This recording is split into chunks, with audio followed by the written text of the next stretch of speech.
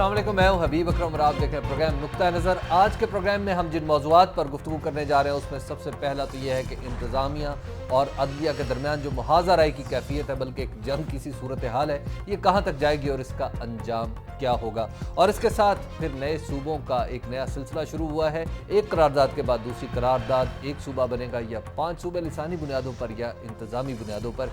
ये हैं हमारे आज के मौज़ूआत और इन मौज़ूआत पर गुफ्तगू करने के लिए हमारे साथ मौजूद हैं मुजीबुर रहमान शामी साहब। अस्सलाम वालेकुम सर। वालेकुम अस्सलाम। सर, इस वक्त जो अदलिया और हमारी इंतज़ामिया एग्जेक्टिव वर्सेस जुडिशरी जो मुहाज़रा की कैफियत है, ये कहीं रुकने का भी नाम लेगी या अब सिलसिले इसी तरह ही चलेंगे? चलिए इस पर भी बात करते हैं, लेकिन मैं आपसे आज एक और बात करना चाहता हूँ। वो क्या है सर?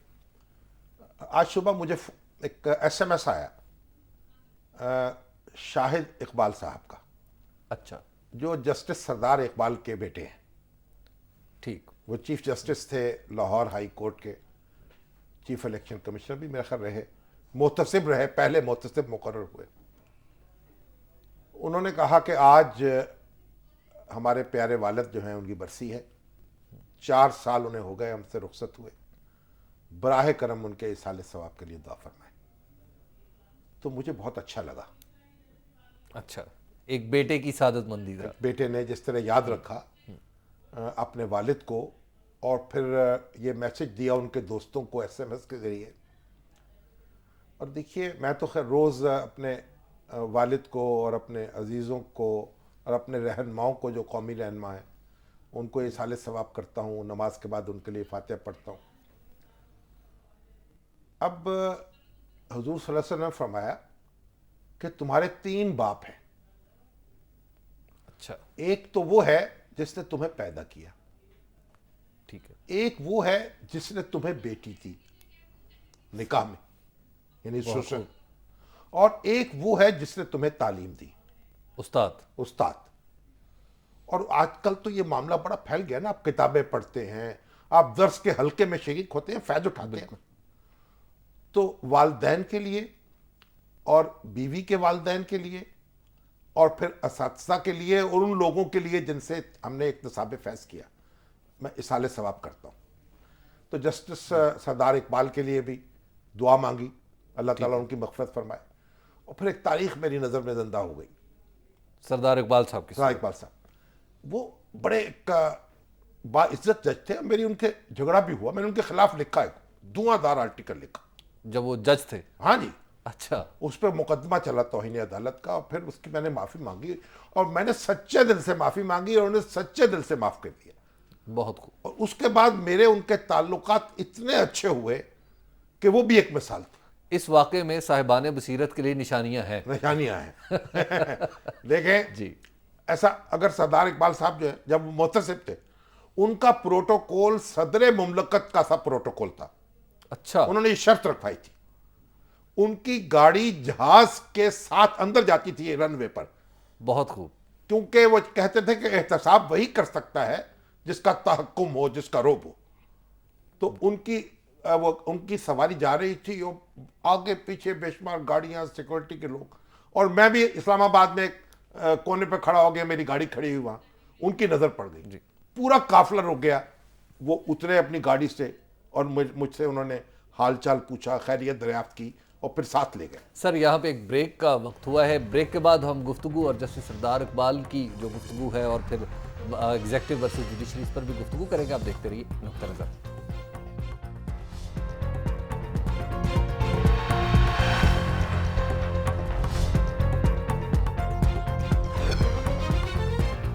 नुक्ता नज़र में एक बार फिर खुश आमदेद। शाम साहब, हम बात कर रहे थे जस्टिस सरदार इकबाल साहब के हवाले से। तो एक बात बता के फिर मैं आगे चलूंगा। मैंने जब वो रिटायर हुए तो मैंने उनसे पूछा कि आप मुझे कोई ऐसी बात बताएं या कोई ऐसी नसीहत करें जो आपकी अदालती ज़िंदगी का हासिल हो, वो निचोड़ हो। उन्होंने कहा, मैंने पूरी अदालती ज़िंदगी में एक ही सबक हासिल किया, और वह सबक यह है कि don't condemn a man unheard. बहुत खूब। किसी का नुक्ता नज़र मालूम किए बगैर उसके खिलाफ राय कायम ना करो। बहुत खूब। वो कहते मेरे पास इस तरह चीखते चिल्लाते लोग आते थे, औरतें आती थीं, फरियादें करती थी, کسی کے خلاف, اور جب میں اس کو بلاتا تھا معلوم ہوتا تھا یہ چیخنے چلانے والے جو ہیں یہ خود مجرم ہیں. تو آپ یہ دیکھیں, یہی بات وہ ہے جو ہم میڈیا والوں کو بھی پلے باندھنی چاہیے. یہ جو دن رات ہم طوفان اٹھاتے ہیں, ہنگامہ کرتے ہیں, کسی کا نقطہ نظر نہیں لیتے, خود جج بن کے بیٹھ جاتے ہیں, فتوے صادر کرتے ہیں, فیصلے صادر کرتے ہیں دوسرے کی بات سنے بغیر, یعنی یہ سب سے بڑی احتیاط ہے جو ہمیں کرنی چاہیے. انصاف کا بنیادی تقاضا. Don't condemn a man unheard. اور سردار اقبال صاحب کے ساتھ ہوا کیا, جب وہ چیف جسٹس تھے تو ایک ترمیم کی گئی کانسٹیٹیوشن میں, بھٹو صاحب ان سے ناراض ہو گئے. ٹھیک ہے, بھٹو صاحب بھی تو ماشاءاللہ آپ دیکھیں نا اپنا ایک مزاج رکھتے تھے. انہوں نے یہ ترمیم کی کہ چیف جسٹس کا ٹینیور 4 سال ہوگا. اچھا, اگر 4 سال پورے ہو جائیں اور چیف جسٹس جو ہے اس کی ریٹائرمنٹ کی ایج نہ آئی ہو تو وہ سینئر جج کے طور پر کام کرے گا اور چیف جسٹس شپ چھوڑ دے گا. اچھا, یعنی ریورٹ ہو جائے گا. ہاں جی. اور اگر ریٹائرمنٹ کی ایج آ جائے اور اس کے نتیجے میں یعنی 4 سال ابھی پورے نہ ہوئے ہوں, ٹھیک ہے, تو وہ 4 سال پورے کرے گا اور ریٹائر نہیں ہوگا. بہت خوب. یعنی ایسا لگتا ہے کسی ایک آدمی کو نوازنے یا 2 آدمی سے افیکٹ ہوئے. اچھا, چیف جسٹس تھے سپریم کورٹ کے یعقوب علی خان صاحب.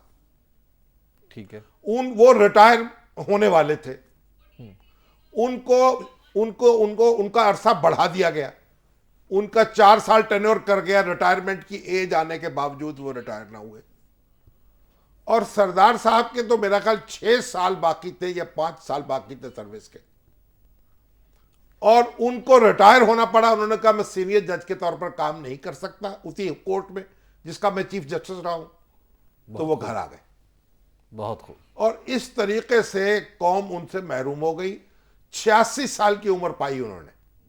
اچھا, ماشاءاللہ. اور ایک دن ہنستے ہوئے کہنے لگے کہ میں نے جو پریکٹس کی ہے وہ 20 سال 22 سال, اس پریکٹس میں ایک مقدمہ جو تھا وہ ایسا تھا جس کی میں نے فیس لی ایک مقدمے میں.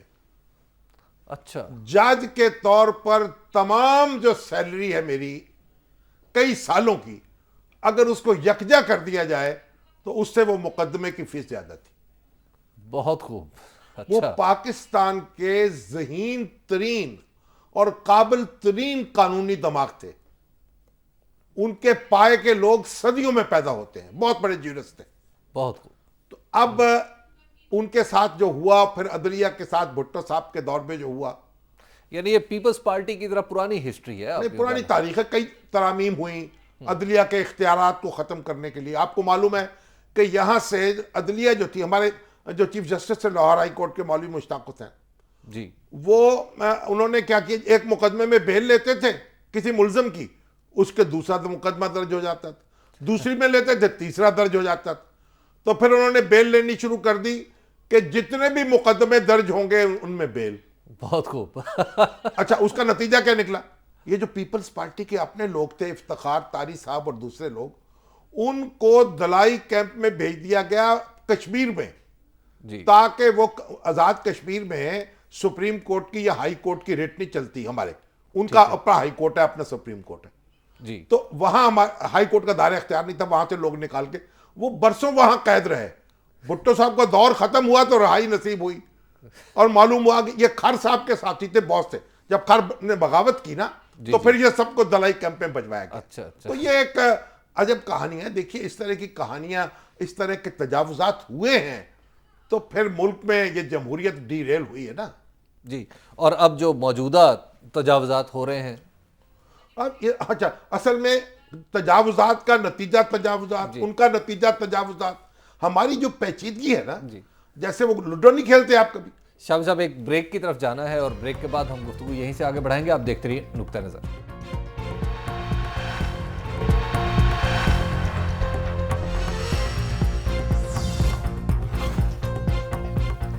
نقطہ نظر میں ایک بار پھر خوش آمدید. بریک پر جانے سے پہلے شاہ صاحب بتا رہے تھے کہ ہمارے معاملات جو ہیں خاصے پیچیدہ ہیں, ایک تجاوز کے نتیجے میں دوسرا بھی تجاوز کر جاتا ہے.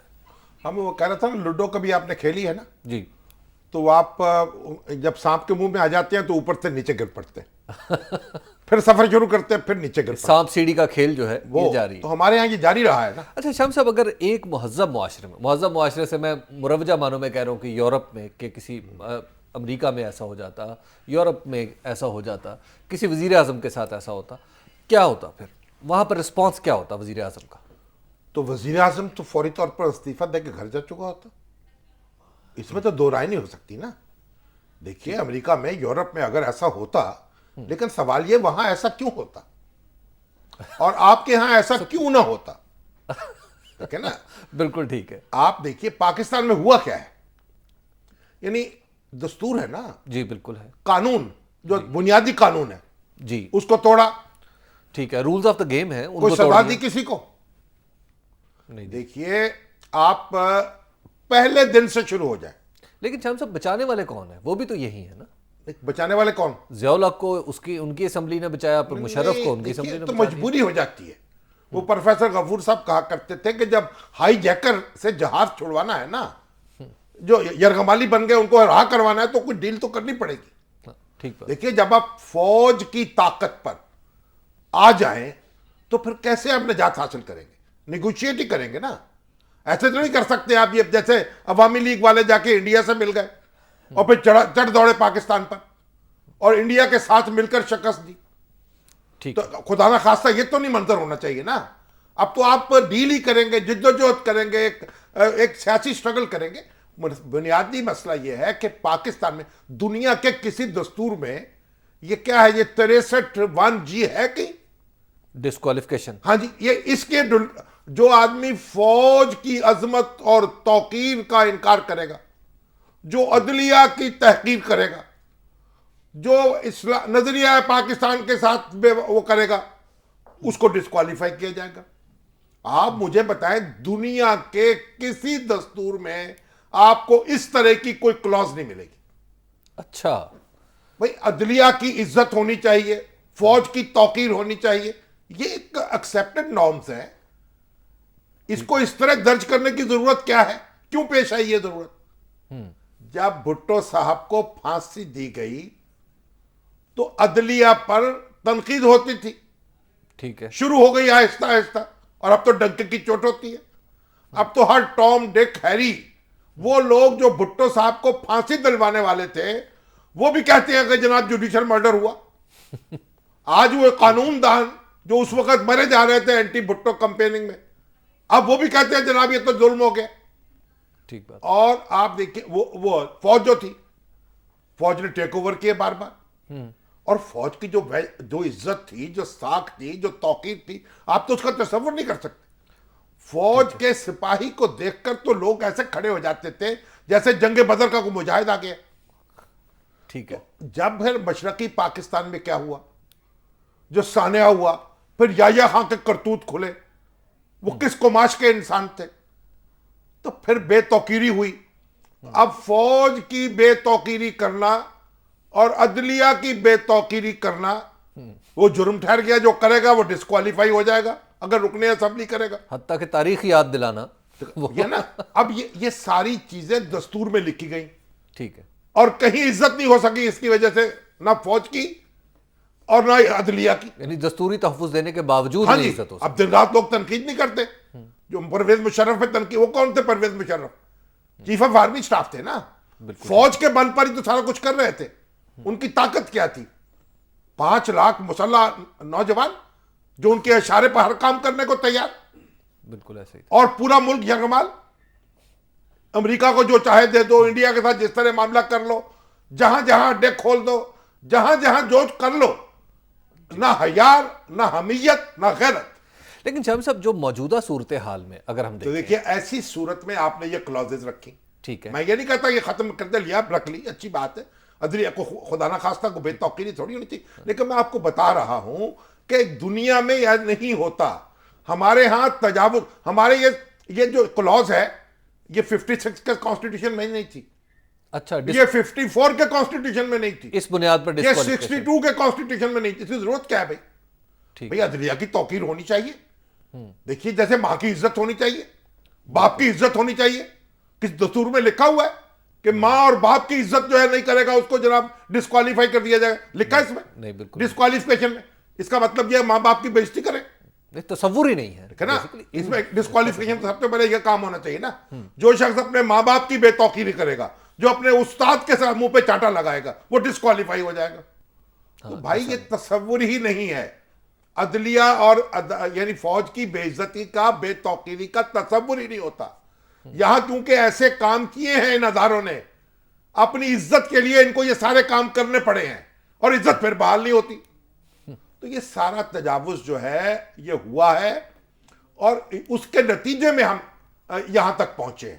اب ہمارے وزیر اعظم کہتے میں تو گھر نہیں جاتا، اور اپوزیشن کہتی ہے کہ وزیر اعظم جو ہے اپیل ہوتی رہے گی گھر سے نکلو یہاں سے.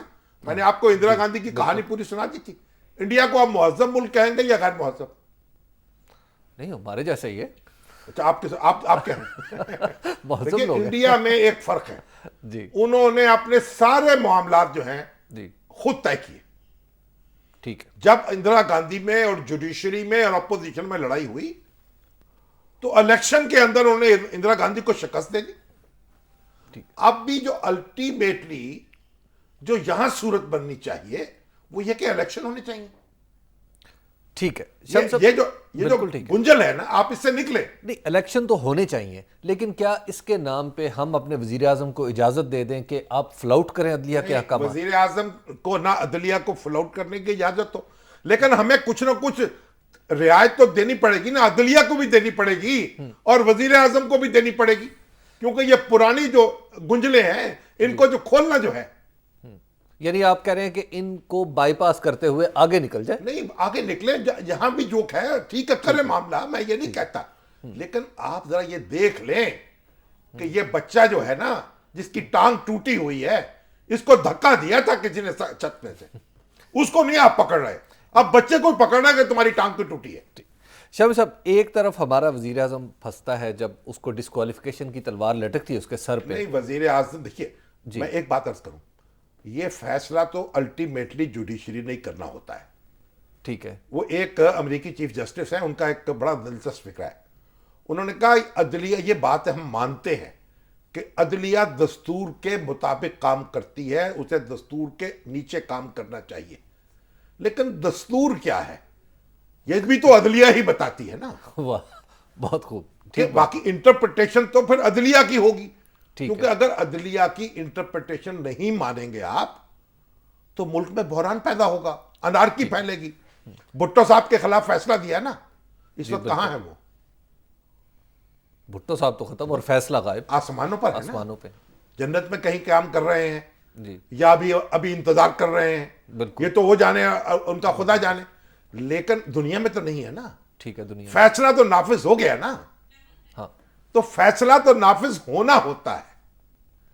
کشتی کسی کی، دریا کو اپنی موج کی طغیانیوں سے کام، کشتی کسی کی پار ہو یا درمیان رہے. شاہ صاحب، ایک بریک کا وقت ہوگا اور بریک کے بعد ہم آپ کے سوالات بھی لیں گے اور پھر ہم صوبوں کے معاملے پر بھی کچھ گفتگو کریں گے. آپ دیکھتے رہیے نقطہ نظر.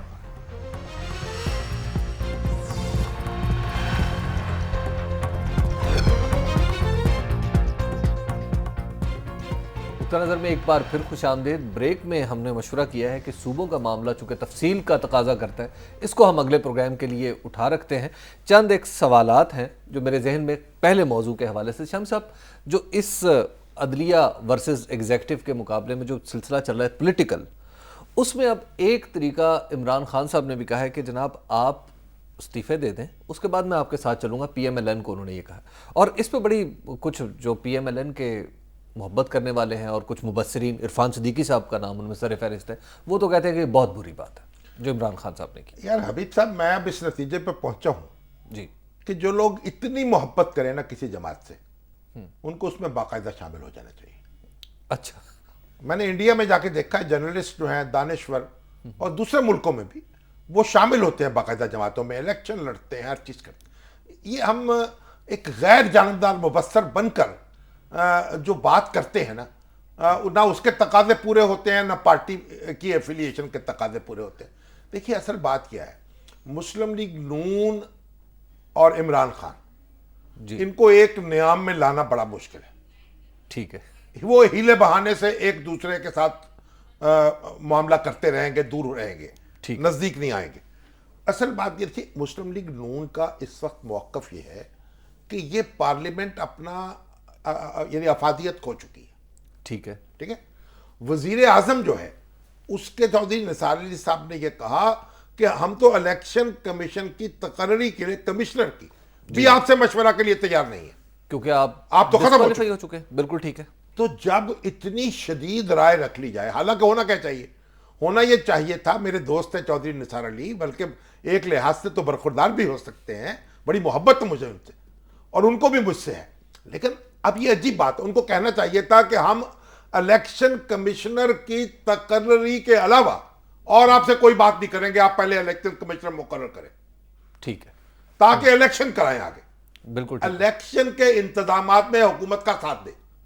लेकिन उन्होंने एक दूसरा मौक़िफ़ इख्तियार कर लिया, उन्होंने कहा आपसे हम इलेक्शन कमिश्नर के तकर्रुर में मशवरा ही नहीं देंगे आपको। ठीक है, आप नया वज़ीर आज़म वो दस्तूर का तकादा पूरा ही नहीं होने देंगे, तो कायम मुकाम चीफ इलेक्शन कमिश्नर रहेगा मौजूद, अगर नहीं तकादा पूरा होगा। शाकिरुल्लाह जान, जब आप इस इंतहा पर पहुंच जाएं और फिर इससे पहले आप सुप्रीम कोर्ट में जाके कहें मेमो कमीशन पे कि जो पार्लियामेंट की कमेटी है जी वो तो किसी काम की नहीं है क्योंकि हमें पार्लियामेंट पर एतमाद ही नहीं है, तो फिर यह सवाल पैदा होता है कि आप वहां क्यों बैठे हुए हैं। ठीक है, तो इमरान खान जब ये कहते हैं कि आप वहां से इस्तीफा दे दें, उसमें यह लॉजिक नजर आती है, गोया उन्हीं के मौक़िफ़ की एक तायीद कर रहे अगर हैं। मुस्लिम लीग नून का मौक़िफ़ ये हो कि असेंबली काम कर रही है और हम वहां मौजूद हैं, हमारी अपनी हुकूमत है सूबा पंजाब में, हम खिदमत कर रहे हैं और होना भी चाहिए ये, इसलिए हम इस्तीफा नहीं देंगे। क्यों दें इस्तीफा? शाम साहब, कमर साहब हैं स्वीडन से हमारे साथ। जी अस्सलाम वालेकुम कमर साहब। अस्सलाम वालेकुम जनाब। वालेकुम अस्सलाम। शाबी साहब। हाँ जी, वालेकुम अस्सलाम, हुजूर फरमाएं। जान की अमान कहूँ तो कुछ अर्ज करूँ, क्योंकि आप जान की अमान दे देते हैं, आप जल्दी से अर्ज करते हैं क्योंकि वक्त बड़ा कम है। हजूर मुझे इस तरह बात करे, मैं बड़ी दूर से फोन करता हूँ और मुझे आप नहीं, अच्छा, वो मैं क्या करूँ, इसी बहस में वक्त जाया हो जाएगा, चंद मिनट रह गए हैं, वक्त खत्म होने वाला है। जाया नहीं होगा, अगर आप मुझे थोड़ी सी इजाजत देंगे ना तो कुछ भी जाया नहीं होगा, अगर आप इजाजत दें तो। एक पंजाबी का शेर कहना चाहना, अगर मुनासिब हो तो सुन लो। सुना, आप फरमाएं, मेरी इजाजत की जरूरत नहीं है आपको, मैं स्टाम्प लिख कर नहीं दे सकता आपको, आप बोले तो सही ना।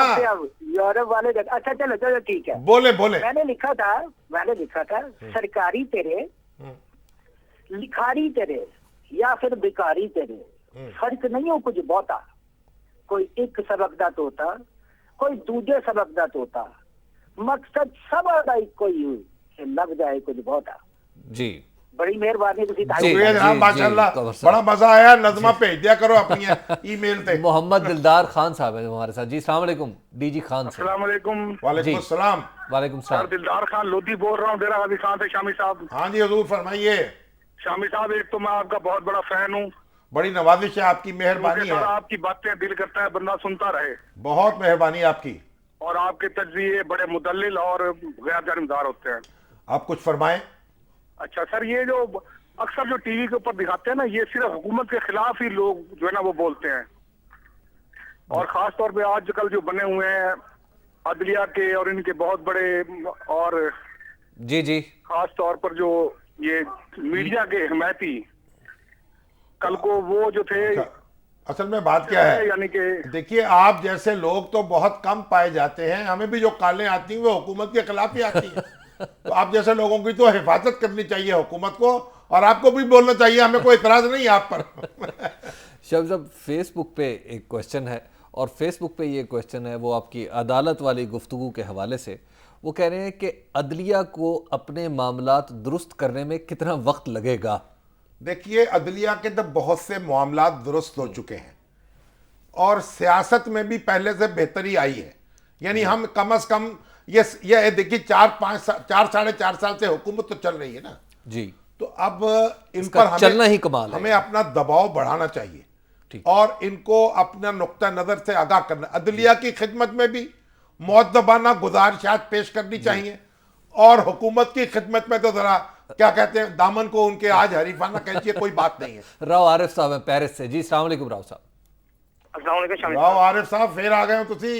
शामी साहब जल्दी फरमाएं, जल्दी, जी। वक्त ना हो जाए खत्म। हाँ जी। शामी साहब मैं आज कुछ नहीं कहूंगा, नहीं, आप सिर्फ मैं एक बाबा बुल्ले शाह का छोटा सा कलाम पेश करता हाँ जी, हूँ, फरमाएं। तो उसमें सब कुछ आ जाएगा और ना ही तो तौहीन अदालत होगी ना कुछ होगा। माशाल्लाह, मुबारक हो।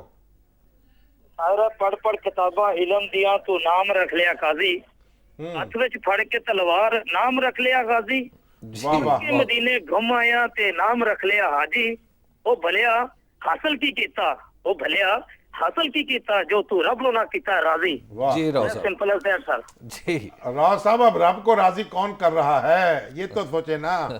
मंजर क्यानी साहब हैं हांगकांग से। जी अस्सलाम वालेकुम मंजर साहब। वालेकुम सलाम जी। फरमाइए जनाब। सर मैं शामी साहब से एक मेरा सवाल है। हाँ जी, फरमाएं, हुक्म करें। जी शामी साहब, ये अभी आपसे थोड़ी देर पहले मैं आपको देख रहा था टीवी पे, मैं हांगकांग से बोल रहा हूँ। मैं आपका प्रोग्राम बड़ी चाहत के साथ सुनता हूँ, लेकिन आपने अभी तक हर प्रोग्राम के अंदर आप फौज को बहुत मिस करते हैं कि फौज नहीं आनी चाहिए, फौज नहीं आनी चाहिए। तो सियासतदानों ने कौन सा काम फौज अच्छा को कर क्या दिया? करते हैं? ये जमहूरियत बहुत अच्छा काम कर रही है। फौज नहीं आनी बात चाहिए। दुरुस्त है, फौज को हम नहीं कहते, सियासतदान भी कोई अच्छा काम नहीं कर रहे, लेकिन इसका मतलब ये नहीं है कि फौज उनकी जगह ले ले। अगर डॉक्टर काम ठीक नहीं कर रहा तो इसका मतलब ये नहीं है कि आप नर्सों से इलाज कराना शुरू कर दें। जी शाम साहब, ये मेरा ख्याल उनके सवाल और नाम का आखिरी हिस्सा, इसका भी कुछ असर आता है। हम तो फौज का बड़ा एहतराम करते हैं हुजूर, हमारी फौज है, हाँ फौज बन के रहे। जी। जोग्राफियाई सरहदों पर बड़ी अच्छी लगती है। बल्कि क्यानियों से तो डर के रहते हैं सर। नहीं, क्यानियों से क्यों डरेंगे हम?